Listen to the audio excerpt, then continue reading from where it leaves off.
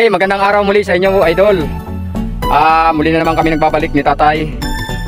Naandito kami sa Kabagnutan. At ang ihahandog ni tatay sa inyong kanta ay kantang kakaiba. Ang title, Si Ika ug Si Iko. Grabing kanta ha. Unsa pa mga 90s na tay? Pwede kuha na gina dong, burang. Pwede na ginang na dong, kauban-uban na itong ang sagob niya. Isa may original kanta na tay? Sino nagkantang original niyan? Kada na ang, Si Ika Si Iko? Oo. Burang maksurban na dong. Murag maksurban na? Maksurban na. Okay, sa kumanta ng Si Ika Si Iko na original na si Max Urban, maraming salamat sa iyo, idol.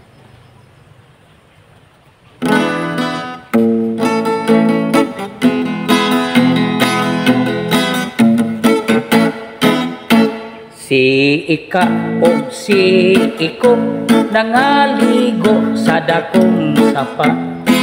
Naabtan sila og baha, nangaanod nga walay susanina. Si Ika ang makaluluoy, si Iko ang kamaong mulangoy. Maayo gani kay nakagunit, si Ika sa kang Iko. Bidagsa sila sa pulo, away tao nga nagtuyo.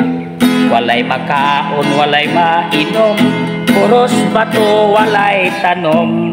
Si Ika ang masulubon, si Iko ang mapahiyomon. Kay moabot na ang ilang pagkahanimon. Gigutom na silang duha, wanay lami ang romansa. Di hukom na lang ang duha nga maghikom kuno sila. Apan unsang hitabo dunay barko nga mintunga. Nagdali sila pagsaka, nabungkag kinig na pikas. Ang barko di ay karaan, gigutom na silang duha, wanay lami ang romansa. Nagihukom na lang ang duha nga maghikom kuno sila. Apan unsang itabo dunay barko nga mihintunga.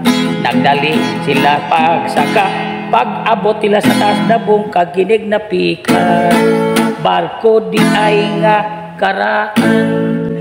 Grabe kanta ha. Grabe kanta na tay. Kinakapisa pa dyan niyo? Nakuha na gito, barong-barong na gito. Kay saon naman dyan nga. Maanaisipit gani, kamuro gini may baluhak kay. Ang ato lang nga, mabarong ang karaan. Tama dyan. Mau na sakto. Okay, maraming salamat sa mga viewers ni tatay din do.